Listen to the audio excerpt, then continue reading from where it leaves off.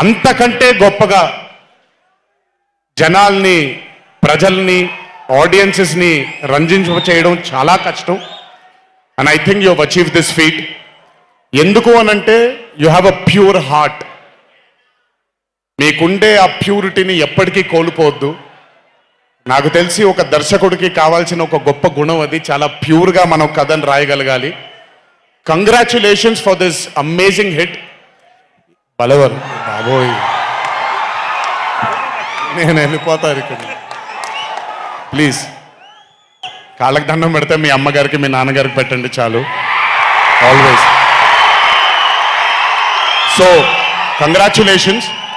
ఇలాంటి చిత్రాలు ఇంకెన్నో చెయ్యాలని, ఇంకా ఇంకా మీరు మీ కెరియర్లో అభివృద్ధి చెందాలని ఆ దేవుణ్ణి మనసారా కోరుకుంటున్నాను. ఇలాంటి దర్శకుడికి అండగా నిలిచిన ఈ సినిమాలో పనిచేసినటువంటి ప్రతి సాంకేతిక నిపుణుడు